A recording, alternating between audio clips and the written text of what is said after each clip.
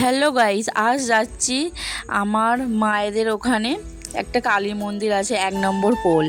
তাই তোমাদের সাথে ভিডিওটা শেয়ার করলাম, কারণ মা ওখানে প্রচণ্ড জাগ্রত এবং ওখানে জায়গাটাও খুব সুন্দর। যে যাবে না তার পুরো মন ভরে যাবে। তাই তোমাদের ঘুরিয়ে ঘুরিয়ে দেখালাম। চলো, এখানে হচ্ছে একটা পার্ক আছে মায়ের মন্দিরের সাইডেই। এই খালগুলোতে এখন পানায় ভর্তি হয়ে গেল। পানাগুলো যদি পরিষ্কার করা হয় পুরো স্বচ্ছ জল। মায়ের মন্দির যেহেতু কালোই হবে একটু জল, মায়ের খাল। দেখো গাইস, কথা বলতে বলতে কিন্তু মায়ের মন্দিরের চূড়াটা দেখাও যাচ্ছে। এটা হলো কাঠের পোল, এখান থেকেই আমরা যাব। তবু এখানের ভিউজটা দেখো, এত সুন্দর। এখানটায় এলে তোমাদেরও মন জুড়িয়ে যাবে, আর না বলা প্রার্থনাগুলো আমাদের মা কালীকেও বলতে পারবে। অবশ্যই মনের মনস্কামনা পূরণ হবে।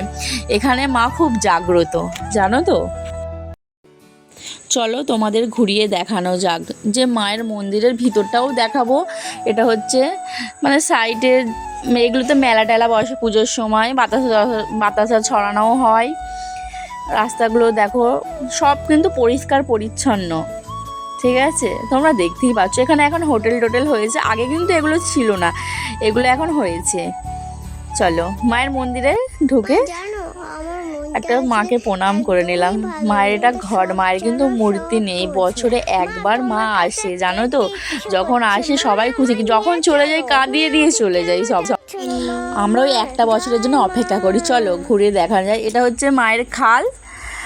মা এখানে স্নান করে ভোরবেলা কিন্তু ওঠে। এই ভোরের জল কিন্তু সবাই স্নান করা নিজেদের পক্ষে, শরীরের পক্ষে ভালো। মায়ের তো আশীর্বাদ আছে। দেখো ভিউজটা দেখো গাইস, জায়গাটা দেখো এত সুন্দর। তোমরা যদি কেউ আসতে চাও আসতে পারো। মাকে না বলা কথাগুলো বলতে পারো। মা অবশ্যই মনস্কামনা পূরণ করে, যা হয় মা কিন্তু এখানে। তাই তোমরা সবাই এখানে একবার ঘুরে যেতেই পারো। অবশ্যই তোমরা কিন্তু জায়গাটা দেখেছো।